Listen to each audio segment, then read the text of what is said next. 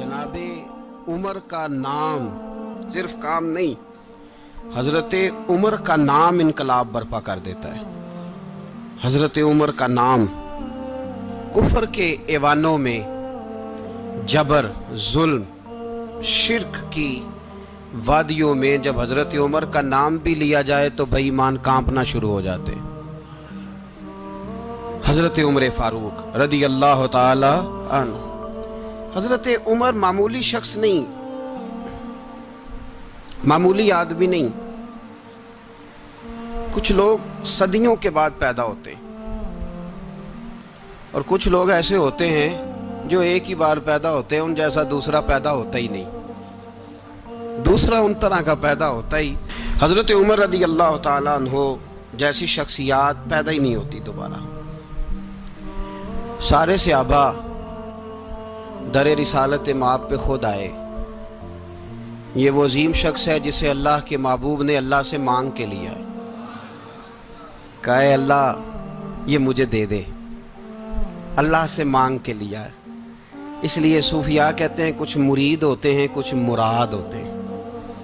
कुछ मुरीद होते हैं, कुछ मुराद होते हैं। मुरीद वो होता है जो चल के आता है, आके मुरीद होता है। मुराद वो होता है जिसे कहा जाता है कि ये कभी मेरा बन जाए ना, ये कभी आ जाए ना, मेरा बन जाए, उसको मुराद कहते हैं। हजरत उमर मुस्तफ़ा करीम की मुराद है, हुजूर की मुराद है। अल्लाहुम्मा आइज़्ज़िल इस्लामा बे इस्लाम उमर इब्न खत्ताब। ऐ अल्लाह इस्लाम को इज्जत दे दे, मेरे उमर को कलमा पढ़ने की तौफीक अता फरमा दे। और कैसे दुआ मांगी? ओ यार, हजरत उमर की तो इस फजीलत का ही कोई जवाब नहीं दे सकता। मेरे रसूल पाक अलैहिस्सलाम सबके लिए ही दुआ मांगते हैं ना, हुजूर की दुआ आम है, लेकिन मुस्तफ़ा करीम ने काबे का गुलाफ थाम लिया और गुलाफ काबा को हुजूर ने सीने से लिपटाया और सीने से चिमटा के कहा अल्लाह मैंने तो कभी सवाल ही ज़्यादा नहीं किए, मैं करने आया हूँ, मुझे उम्र दे दे, उम्र दे दे। हुजूर ने मांग के लिया। और फिर जब जिसको हुजूर मांगे अल्लाह से कि हजरत उमर रदी अल्लाह ताला अन्हु का आज यौम शहादत है, मेरा तो दिल करता था कि फजर से बातें शुरू हों और सारा दिन ही उमर की बातें होती रहें, सारा दिन जनाब उमर की बातें, सारा दिन। इसलिए कि जिक्र जनाब उमर का होगा पर राजी अल्लाह के रसूल होंगे सल्लल्लाहु। तो जाग के बैठे, खुश हो के बैठे। हमारे यहाँ मनाया ही नहीं जाता। बाबे अल्लाह कीता साउन भादरों असू कता ते मुंडे जनवरी फरवरी। तो इस्लामी साल भी गया और वो तारीखें भी सारी गईं। यकम मुहर्रम उम्मत मुस्लिमा के लिए बहुत बड़ा दिन है, बहुत बड़ा दिन। ये शहादत है हजरत उमर फारूक की रदी अल्लाह ताला। यहाँ छोटी छोटी बातों पे गवर्नमेंट छुट्टी करती फिरती है, छोटी छोटी बातों। इलेक्शन हो गया तो छुट्टी, फलां जगह पे थोड़ा सा किसी ने खबर दे दी कि कोई परेशानी है तो छुट्टी, फलां जगह ये हो गया तो छुट्टी। यहाँ तक कि फलां वजीर साहब फलां इलाके में आएंगे तो सारे इलाके को छुट्टी। और अब तो इससे बड़ा हाल होने लगा है, अगर जिन लोगों की सिंध में हुकूमत है उनके लीडर का दिन आया तो उस दिन छुट्टी, और जिनकी पंजाब में हुकूमत है उनका दिन आया तो छुट्टी। हमारा मुतालबा है हुकूमत पाकिस्तान से, अगर सर उठा के जीना चाहते हो तो यकम मुहर्रम को छुट्टी किया करो। अगर सर उठा के जीना चाहते हो तो यकम मुहर्रम को छुट्टी करो जनाब उमर के दिन। और मिल्लत के जवानों को बताओ कि अगर इज्जत की जिंदगी जीना चाहते हो तो उस तरह जियो जिस तरह फारूक आजम जी के गए हैं। इज्जत और वकार की जिंदगी, जमहूरियत हजरत उमर से सीखनी पड़ेगी। हुकूमत करने के तरीके हजरत उमर से। रियाया को सीखना पड़ेगा कि अमीर किस तरह बनाया जाता है और अमीर किस तरह के होते हैं। यहाँ लोग हमें यूरोप की मिसालें देते हैं, लोग यहाँ हमें आकर के अमेरिका की मिसालें, उन्हें क्या पता हुकूमत क्या होती है। वो कहते हैं जी वो साइकिल पे जाता है उनका हुक्मरान। मैंने कहा वो साइकिल पे जाता है? मेरे उमर फारूक मदीने से मक्के गए थे तो पैदल ही हज करने चले गए, पैदल ही। और जनाब उमर फारूक रदी अल्लाह ताला अन्हु ईद की नमाज पढ़ाने गए। ईद की नमाज उमर खुतबा ईद देने गए। और इस जमाने में कौन सा गरीब है जो नंगे पांव जाता हो? کون سا غریب ہے جو مسجد ننگے پاؤں جاتا ہو؟ لوگوں نے تو 3 قسم کی چپلیں رکھی ہوئی ہیں، ایک مسجد جانے کی علیحدہ ہے، گھر پہننے کی علیحدہ ہے، شادی بیاہ پہ جانے کی چپل علیحدہ ہے۔ حضرت عمر فاروق رضی اللہ تعالیٰ عنہ نکلے عید کا خطبہ دینے کے لیے، تو بیوی سے کہنے لگے جوتا، اس نے کہا صاحب اتنی دفعہ ٹوٹا ہے اب گانٹھا نہیں جا سکتا، اتنی دفعہ ٹوٹا ہے کہ اب دوبارہ پیمند نہیں لگ سکتے۔ تو حضرت عمر کہنے لگے چل کوئی حرج نہیں، بغیر جوتے کے ننگے پیر ہی چلتے ہیں، کوئی حرج نہیں۔ تو کہنے لگے لوگ کیا کہیں گے؟ فرمایا چپ کر، لوگ جس دن عمر نے یہ دیکھ لیا نا لوگ اس کے بارے میں کیا کہتے ہیں، اس دن عمر عمر نہیں رہے گا۔ تو کہا پھر آپ کا نظریہ کیا ہے؟ فرمایا میرا نظریہ یہ ہے کہ رب رسول میرے بارے میں کیا کہتے ہیں، لوگوں کا کیا ہے؟ لوگ کل کسی کے بارے میں کچھ کہتے ہیں اور پرسوں کچھ کہتے ہیں، میرا نظریہ یہ ہے کہ رب رسول میرے بارے میں ننگے پیر عمر جا رہے ہیں۔ کون جی؟ میں بڑا ماڑا۔ اچھا جناب، کیا کیا غربت ہے؟ 10 قسم کے جوڑے لٹکے ہوئے ہیں کمرے میں، اور پہننے کی فرصت نہیں، سویرے کیا پہننا ہے شام کیا پہننا ہے، 15 سوٹ کٹھے استری ہو کے لانڈری والا بھیج رہا ہے، اور تو غریب ہے، تو بہت بڑا غریب ہے۔ اس لیے کہ غربت پیسوں کی وجہ سے نہیں ہوتی، غربت تو دل کی ہوتی ہے۔ تو واقعی بڑا غریب ہے اور تو غریب ہی رہے گا۔ امیر تو عمر فاروق تھے، عمر فاروق تھے جو ننگے پاؤں چلے گئے عید کی نماز پڑھانے، تو رستے میں جو ملا کہنے لگا عمر جوتا تو پہن لو۔ فرمایا تمہیں عمر کا جوتا نہ پہننے کا نقص تو نظر آیا ہے، کوئی حرج نہیں، اگر عمر کو کبھی بتانا ہوا تو وہ والا نقص بتانا جو عمر کی سیرت میں پیدا ہو، کردار میں پیدا ہو، وہ والا نقص بتانا، یہ چھوڑو جوتے آتے جاتے رہتے۔ ننگے پاؤں گئے، پاؤں دھوئے، نماز پڑھائی، لوٹ آئے۔ او بھائی یہاں تو ہمارا بناؤ سنگار اترنا، جتنی توجہ کپڑوں کی طرف ہے اتنی توجہ کبھی ہماری علم کی طرف ہوتی نا، جتنا ذوق شوق ہمارا بناؤ سنگار کی جانب ہے، اتنا بناؤ سنگار کبھی ہمارا اخلاقیات کی جانب ہوتا تو معاملات بڑی حد تک سنورے ہوئے ہوتے۔ حضرت سیدنا فاروق اعظم رضی اللہ تعالی اپنی زندگی کو ترتیب دیا، ایک دن بھی خلافت نہیں مانگی اللہ سے۔ حضرت عوف بن مالک اشجعی ایک صحابی ہیں، حضرت عوف بن مالک رضی اللہ تعالیٰ عنہ فرماتے ہیں کہ جناب ابو بکر صدیق کا زمانہ تھا تو میں نے خواب دیکھا، میں نے خواب میں جناب عمر کو دیکھا، اور میں نے دیکھا کہ کوئی کہنے والا کہہ رہا ہے کہ عمر وہ ہے کہ اللہ کے رستے میں کوئی اسے جتنا مرضی برا بھلا کہے یہ پرواہ نہیں کرتا۔ کس کے رستے میں؟ بولے سارے۔ اس کا مطلب ہے اللہ کے رستے میں لوگ برا بھلا بھی، قرآن مجید نے کہا وَلَا يَخَافُونَ لَوْمَةَ لَائِمٍ، کچھ لوگ ایسے ہیں جو برا بھلا کہنے والوں کی پرواہ نہیں کرتے۔ آپ یقین کریں اگر پرواہ شروع ہو جائے نا تو دین کا کام ختم ہو جائے، نہ کوئی تقریر کرے، نہ کوئی تدریس کرے، نہ کوئی پیری مریدی کرے، ختم ہو جائے اگر باتوں کی پرواہ ہو۔ لیکن وہ پرواہ، حضرت عوف بن مالک اشجعی کہتے ہیں میں نے خواب میں دیکھا کہ عمر وہ ہے جو کسی کی پرواہ، اور دوسری بات میں نے یہ دیکھی کہ عمر خلیفہ بنے گا، اور تیسری بات میں نے خواب میں یہ دیکھی کہ عمر شہید بھی کیا جائے گا، عمر شہید بھی ہوگا۔ یہ میں نے 3 باتیں خواب میں دیکھی۔ فرماتے ہیں میں نے آ کے خواب حضرت ابو بکر صدیق کو سنائی، وہ خلیفہ تھے، وہ کہنے لگے ٹھہر جا میں عمر کو بلاتا ہوں، اس کے سامنے دوبارہ سنانا، اس کے سامنے۔ فرماتے ہیں میں نے بلایا حضرت عمر فاروق کو، آ کے بیٹھے، خواب شروع ہوا۔ کہا ایک بات تو میں نے یہ دیکھی کہ آپ ملامت کرنے والے کی پرواہ نہیں کرتے، دوسرا آپ خلیفہ بنے گے۔ جناب عمر کہنے لگے چپ کر، ابو بکر کے سامنے ہی کہہ رہا ہے، چپ کر، خلیفہ کے سامنے ہی کہہ رہا ہے۔ تو حضرت ابو بکر صدیق کہنے لگے عمر اسے کہنے دو، مجھے لگتا ہے رب کی رضا یہی ہے کہ میرے بعد اگر مصطفیٰ کا منبر ملے تو عمر کو ہی ملے، اسے کہنے دو۔ یار یہاں تو لوگ ڈینگے مارتے ہیں، یہاں تو لوگ دعوے کرتے ہیں میرے سامنے فلانے کو بھی بٹھاؤ، فلانے کو بھی بٹھاؤ، اس کو کیا پتا، اس کو کیا پتا، یہ تو بڑکے مارنے کا دور ہے۔ حضرت عمر رضی اللہ تعالیٰ عنہ کو تیسری بات کہی، حضرت عوف بن مالک نے کہا آپ شہید کیے جائیں گے، میں نے خواب دیکھی ہے۔ نیک لوگوں کے خواب بڑی حد تک سچے ہوتے ہیں۔ کہا میں نے خواب دیکھی ہے۔ تو حضرت عمر کہنے لگے شہید تو دلیر لوگ ہوتے ہیں، شہید تو دلیر، جسے سارا زمانہ دلیر کہہ رہا ہے وہ اپنے بارے میں کیا کہہ رہے ہیں؟ کہتے ہیں شہید تو اتلے میں تو کاہل سا آدمی ہوں، سست آدمی ہوں، میں تو اتنا کام ہی نہیں کرتا، تو یہ خواب تو نے جو دیکھا ہے نا پھر سے دیکھنا۔ تو ابو بکر صدیق فرمانے لگے عاجزی نہ کر، انکساری نہ کر، تو جو کہہ رہا ہے ٹھیک کہہ رہا ہے، لیکن مجھے سن کے شکر بھی ہوا ہے اور افسوس بھی ہوا ہے۔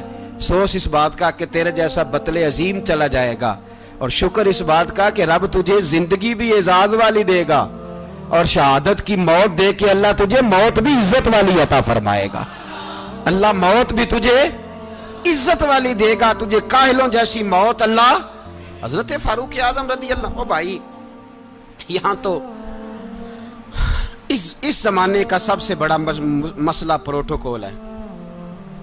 لوگوں پتہ ہوتا ہے کامل پیر ہے، کامل مرشد ہے، لوگ نہیں جاتے۔ میں کسی کا مرید ہو جاؤں، میرا پروٹوکول کدھر گیا؟ پتہ ہوتا ہے یہ کامل استاد ہے، میں اس کے پاس بیٹھوں گا تو میری تربیت کرے گا، لیکن لوگ شاگرد نہیں بنتے۔ میں کدھر گئی؟ یہ جو پروٹوکول کی مصیبت ہے نا، اس نے بڑے بڑے لوگ زیرو کر دیے، بڑے بڑے لوگ۔ اور یہ مت سمجھے کہ آپ کا وزیر اعظم پروٹوکول لیتا ہے یا آپ کا صدر پروٹوکول، وزراء، ایسی کوئی بات نہیں۔ ہم چھوٹے طبقے سے لے کر بڑے سارے پروٹوکول کے قائل ہیں۔ ہمارا تو داماد بھی کہتا ہے کہ مجھے پوچھا نہیں میں تمہارے گھر کیوں آؤں۔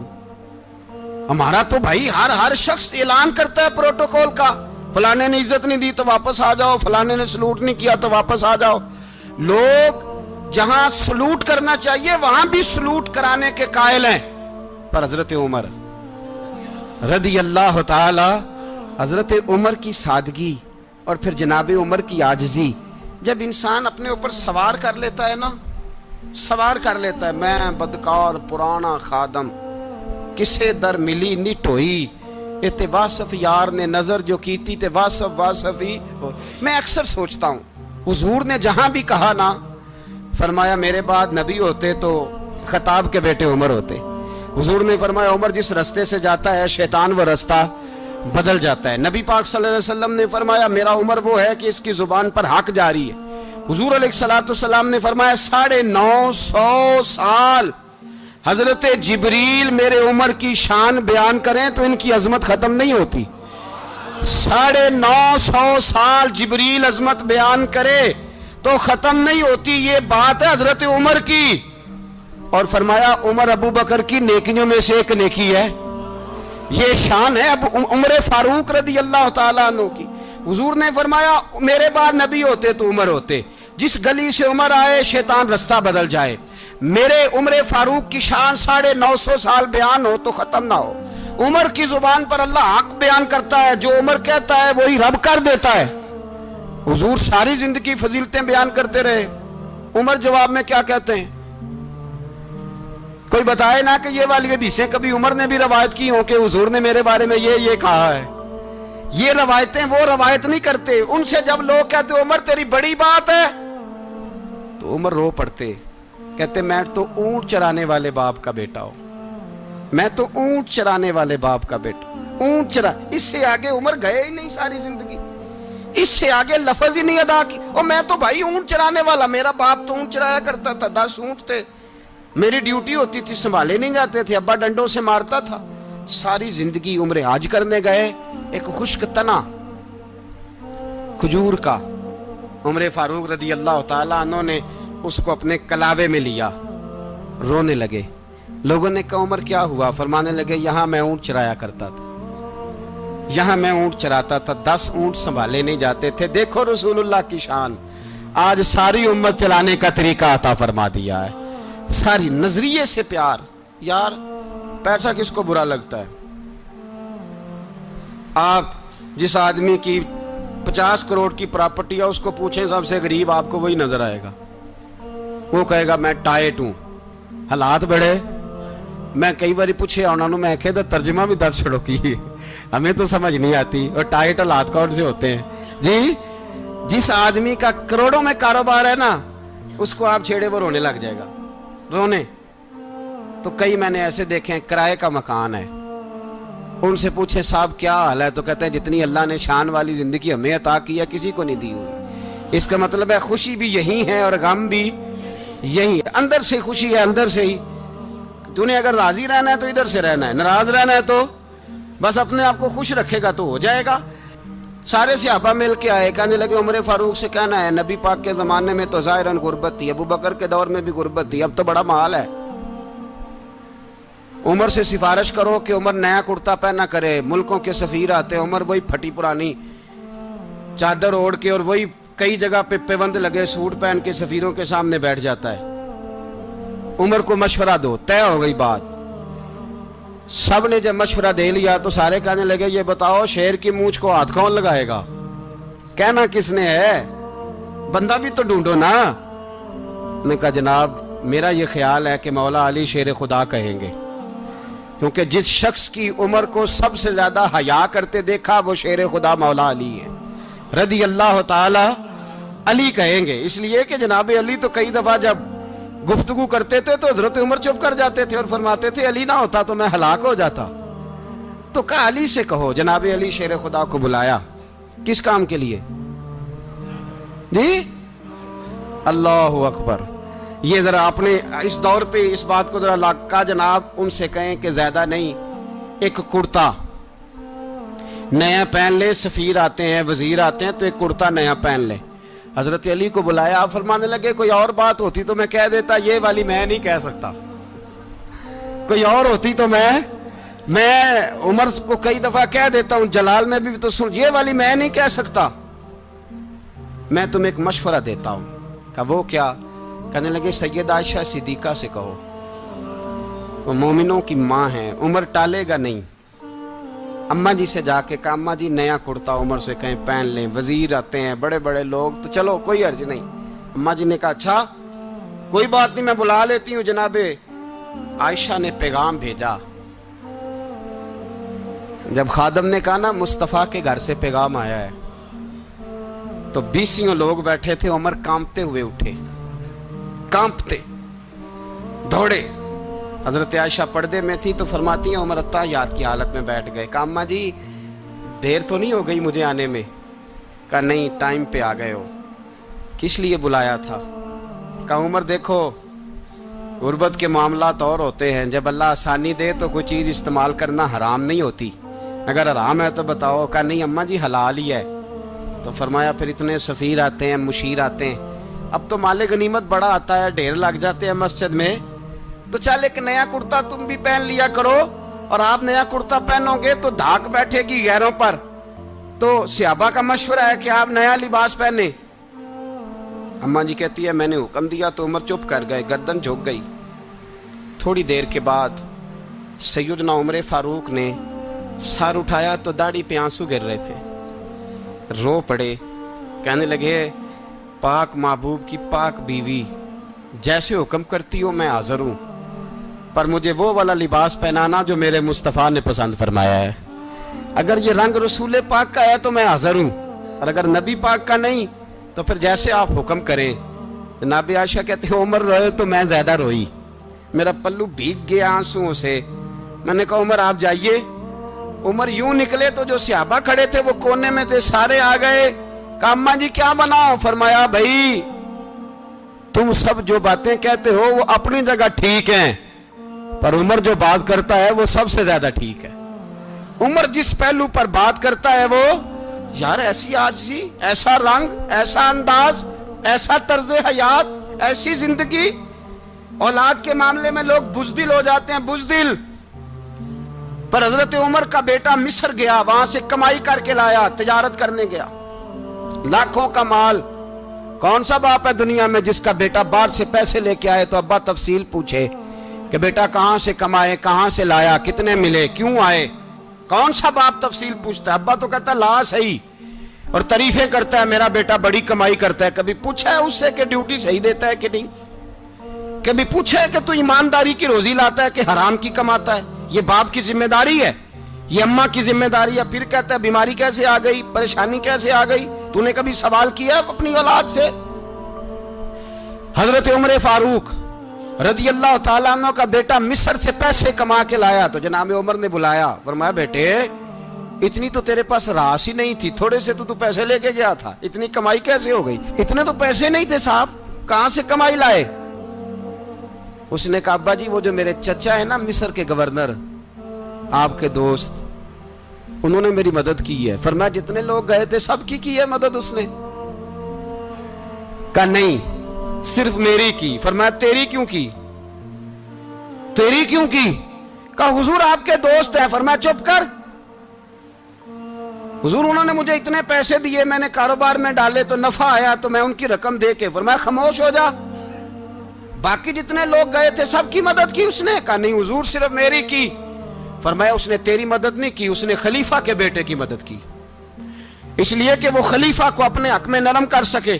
فرمایا آدھا مال تیرا ہے, آدھا مال غنیمت کا ہے, مال خزانہ کا ہے, مسلمانوں کا ہے, اس لیے کہ تو جو وہاں سے مال کما کے لایا ہے وہ اپنے باپ کے خلیفہ ہونے کی وجہ سے کما کے لایا ہے, لہذا رکھ ادھر.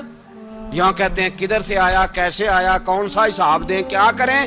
او بھائی حضرت عمر رضی اللہ تعالیٰ عنہ کا اپنی اولاد کے بارے میں یہ رنگ ہے.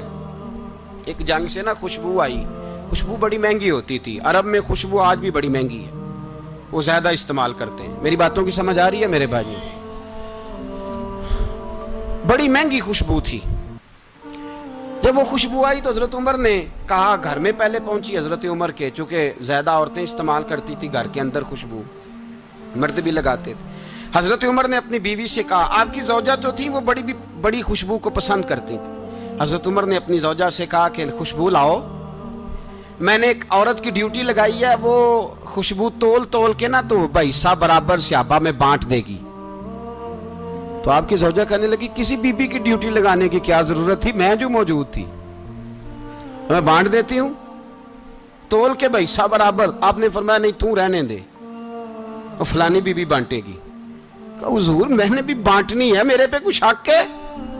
آپ نے فرمایا نہیں تو تفصیل نہ پوچھ, تو خوشبو دے دے, کوئی اور بانٹے گی. خاتون خانہ تھی نا, کہنے لگی نہیں مجھے بھی آج آپ کو بتانا ہی پڑے گا کہ کوئی جو بانٹ سکتی ہے تو میں کیوں نہیں بانٹ سکتی. زوجہ کہتی عمر نے بات کی تو میری چیخیں نکل گئی. حضرت عمر فرمانے لگے جب تو خوشبو بانٹے گی نا تیرے ہاتھوں کو بھی لگے گی, تیرے دوپٹوں کو بھی لگ جائے گی. اگر رب کریم نے مجھ سے سوال پوچھا کہ عمر خوشبو تو مسلمانوں کی تھی, تیری بیوی کے دوپٹے کو کیوں لگ گئی, تو میں اللہ کے حضور کیا جواب دوں گا؟ اگر اللہ نے یہ سوال کیا کہ تیری بیوی نے کیوں لگائی, وہ تو حصہ تھا مسلمانوں کا, تو تو نے تیری بیوی نے کیوں لگائی؟ تو فرمایا میں نہیں چاہتا کہ اللہ کے حضور مجھے اور تجھے باز پرس ہو, لہذا کسی اور کو بانٹنے دے. زوجہ روئی اور تڑپ کے کہنے لگی عمر مجھے لگتا ہے صبح قیامت بھی تیری بیوی ہونے کی وجہ سے اللہ مجھے جنت عطا فرما دے گا, تیری زوجہ ہونے کی برکت سے. بھائی یہ معیار رکھا, خدا کی قسم ایسا شخص تاریخ میں دوبارہ نہیں آیا. اتنا بڑا آدمی, اتنا بڑا شخص, اتنا بڑا آدمی, اور پھر رنگ یہ ہے کہ عمر 22 لاکھ مربع میل کا حکمران, 22 لاکھ, اور کھجور کے درخت کے نیچے مٹی کا ڈھیلا لے کے سو گئے ہیں, پرواہ کوئی نہیں, کوئی مسئلہ ہی نہیں. 2 غلام ساتھ بیٹھے تو ایک روٹی حضرت عمر نے گھر سے منگوائی, تھوڑا سا سرکہ, تو غلام کہنے لگے ہم نے بھی کھانی ہے. فرمایا کوئی حرج نہیں, روٹی کو پیٹ بھر کے کھانا ضروری تو نہیں, 3 حصوں میں بانٹ لیتے ہیں. ایک آدمی آیا ہوا تھا مصر کا رہنے والا ملنے کے لیے, اس نے پوچھا عمر کدھر ہیں, تو کہا وہ ادھر جاؤ مسجد میں بیٹھے ہوں گے. اور واپس آیا تو کہنے لگا وہاں تو 3 غلام بیٹھے ہیں, ایک روٹی بانٹ کے کھا رہے ہیں, لگتا ہے کئی دنوں سے روٹی نہیں ملی. کہا 3 غلام تو کوئی نہیں, وہاں 2 ہی تھے, تیسرے تو امیر المومنین تھے. اس نے کہا نہیں 3 غلام ہیں, کپڑے بھی ایک طرح کے پہنے ہوئے, بلکہ 2 کے تو پھر صحیح ہیں, تیسرے کے تو زیادہ ماڑے ہیں. کپڑے بھی ایک طرح کے, کھانا پینا بھی ایک طرح کا, اور ان کا نشست برخاست بھی ایک طرح کی ہے, لہذا کوئی فرق نہیں. حضرت ابو ہریرہ کہتے ہیں میں لے کے آیا, اور جناب عمر کو جب میں نے کچی زمین میں تامت سمیٹ بیٹھے دیکھا تو میں رو پڑا. میں نے اس مصر سے آنے والے کو کہا تو اس کے جلوے دیکھ, اگر اس کی ذات میں اتنا حسن ہے تو محمد عربی کا مقام کیا ہوگا. یہ مقام غور ہے, مقام غور. 10 محرم کو لوگ دیگے پکائیں گے نا, نہیں پکانی ہے, کوئی بول دے نہیں, ہاں نہ نہیں کر دے, پروگرام بدلیا تو نہیں دی عید کی کہ وہ ایک کام شروع ہویا ہے لات ٹیٹ ہونے والا. کیوں جی, پکنی ہے نا دیکھیں 10 محرم کو انشاءاللہ تعالی, ہم بھی پکائیں گے انشاءاللہ, یہاں بھی پروگرام ہوگا. تو 10 محرم کو جو دیگ پکنی ہے تو ایسا نہیں ہو سکتا کہ 1 محرم کو حضرت عمر کے نام کی بھی کوئی پک جائے. اگر امام حسن حسین کے نام کی دیگیں پکے تو جو امام حسن حسین سے پیار کرنے والے ہیں، جو امام حسن حسین سے، ہم لوگوں نے بھی عجیب رٹا اپنایا ہے نا، ہم لوگ بات کا ایک پہلو دیکھتے ہیں دوسرا نہیں دیکھتے۔ حضرت امام حسن اور حسین کو بھی نبی پاک نے شہید کہا، اور جناب عمر کو بھی رسول اللہ نے خود شہید فرمایا، فرمایا شہید ہے، خود فرمایا اپنی زبان سے کہ یہ شہید ہے، خود میرا عمر شہید ہے۔ تو ان کے نام کی دیگ نہیں پکنی چاہیے، اس طرف نہیں ہماری توجہ ہونی چاہیے۔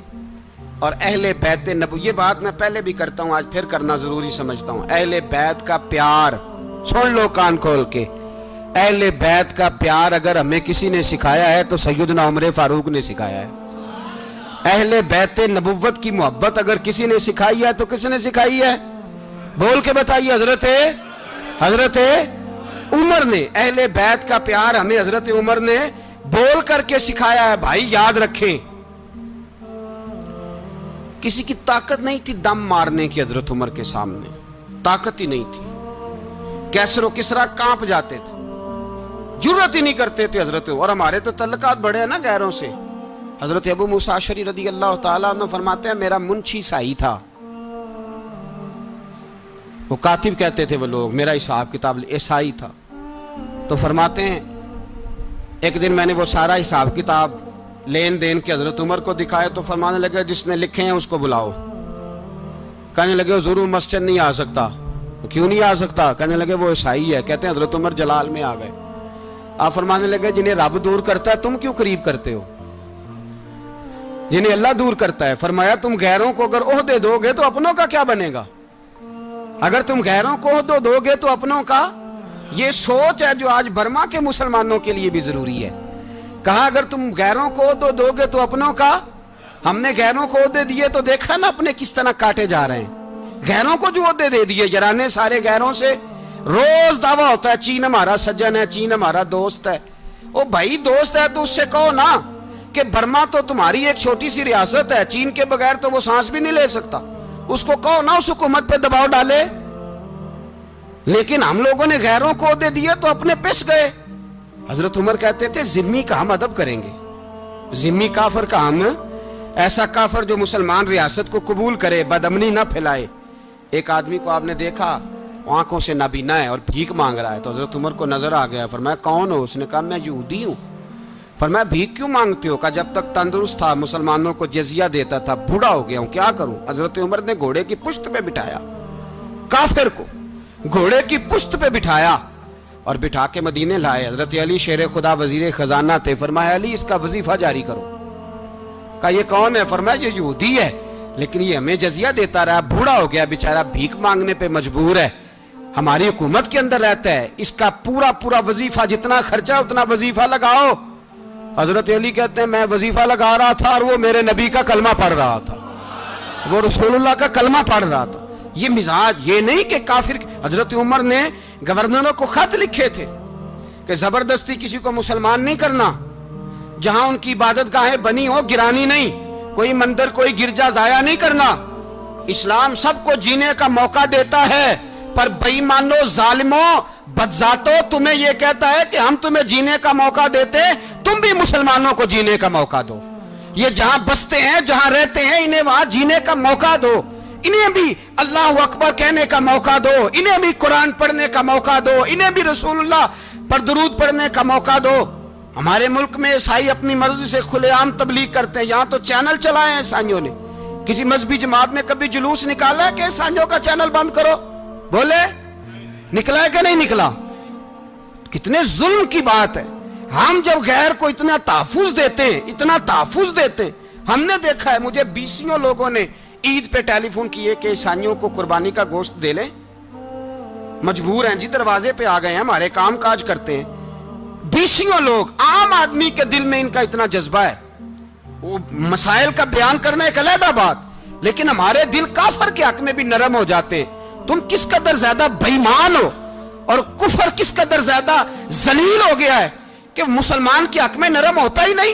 اور اس سے بڑے ذلیل وہ ہیں جو ان ذلیلوں کے سپورٹر ہیں، وہ کسی عرب ملک کے حکمران ہو یا کسی اور جگہ کے، وہ بڑے ذلیل ہیں جو ان ذلیلوں کے سپورٹر ہیں، جو برما کی بچیوں کے قتل پر اپنی حکومتیں چمکا رہے ہیں، ने शर्म नहीं आती, इस कदर मुसलमान तड़पा है, लेकिन उन बेगैरतों को जरा होश नहीं आई। और ये उनके कमाश, उनके दलाल जो हर जगह उनकी सपोर्ट करके अपनी हुकूमतें कायम करते हैं, बेईमानों को पता नहीं कि कब इन पर अल्लाह का अजाब उतरेगा और किस तरह इनके परखशे उड़ेंगे। तुम्हें अपनी जिल्लत और रुसवाई नजर नहीं आ रही कि जमीन किस तरह तुम्हारे लिए तंग हो गई है? इससे ज्यादा और तुम्हारी रुसवाई क्या होगी? डरो अल्लाह से, और ये तो दुनिया का अजाब है। इन्ना बत्श रब्बिक लशदीद, मेरा रब कहता है कयामत तो कायम होने दे।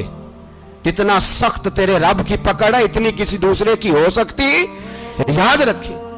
और थोड़ा एहतियात करें हम सब लोग भी, जो हम लोग आधी जुबान बोल के भी इनकी सपोर्ट करते। अब शर्म आनी चाहिए हमें इन हुकूमतों की सपोर्ट करते जो मुसलमानों की लाशों के ऊपर हुकूमतें कायम करते हैं, शर्म आनी चाहिए। बहरहाल बात दूर निकल जाएगी और मैं अपने मजमून पे रहता हूं। अहले बैत का प्यार अगर सिखाया है तो जनाब उमर ने सिखाया है, रदी अल्लाह ताला अन्हो। इमाम हसन मिलने, आप यकीन करें, मैं जब इस वाकया को पढ़ता हूं तो मेरा दिल झूम जाता है। मैं कहता हूं यार, डाटा होना अपनी जगह पे, इश्क होना अपनी जगह पे, इंसान का बावकार होना अपनी जगह। जहां खड़े होना था वहां ये खड़े होते थे, और जहां झुकना था वहां ये इन लोगों में, इकबाल ने कहा था, तेरी निगाह नाज से दोनों मुराद पा गए, अकले की याबो जुस्तजू इश्के हुजूरो इस तरह। जहां अगर आया है सामने कैसरो किसरा तो उमर जैसा दलेर कोई नहीं, अगर सामने आया ईरान का बादशाह तो उमर जैसा तगड़ा कोई नहीं, अगर आया है सामने गुस्सान का बादशाह तो उमर जैसा आदिल कोई नहीं। लेकिन अगर अली का बेटा आया है, अगर फातिमा के लाल पारे आए हैं, तो फिर फारूक आजम से जैसा मुहिब कोई नहीं, फिर उनसे जैसा प्यार करने वाला कोई नहीं। अंदर बैठे हैं जनाब उमर, अंदर तन्हाई में कुछ वजीरों से गुफ्तगू हो रही है, मीटिंगें जारी हैं। आपके बेटे मिलने आए जनाबे अब्दुल्ला इब्ने उमर, अब्बा जी मिलने आए, बात ठहरो, बात कर रहा हूं, कोई ना अंदर आए। साहबजादा बाहर खड़ा है। थोड़ी देर गुजरी तो इमाम हसन भी आ गए। कौन आए? आपको अजब मिलेगा इमाम साहब का नाम लेने से, वो सरदार हैं जन्नतियों। कौन आए? सारे बोलिए, इमाम हसन, तेरी नस्ल पाक में है बच्चा बच्चा नूर का, तू है ने नूर तेरा सब घराना। इमाम हसन आए तो हजरत अब्दुल्ला इब्ने उमर को दरवाजे पे खड़े देखा, कहा अमीरुल मोमिनीन कहाँ हैं? कहने लगे हजरत उमर के बेटे। कहने लगे वो अंदर बैठे, कुछ मीटिंग हो रही है, और उन्होंने कहा कोई अंदर ना आए, लेकिन आप जाना चाहें तो चले जाएं, आप जाना चाहें तो, तेरी नस्ल पाक में है बच्चा बच्चा नूर, आप जाना चाहें तो चले जाएं। तो उन्होंने कहा जब आप बाहर खड़े हैं तो मुझे कोई इतना जरूरी काम नहीं, और अभी जोर की नमाज थोड़ी देर में होगी, मैं मस्जिद में मिल लूंगा अमीरुल मोमिनीन से। ये बात कह के इमाम हसन चले गए। यार इतनी बड़ी बात नहीं थी, इतनी बड़ी बात नहीं थी।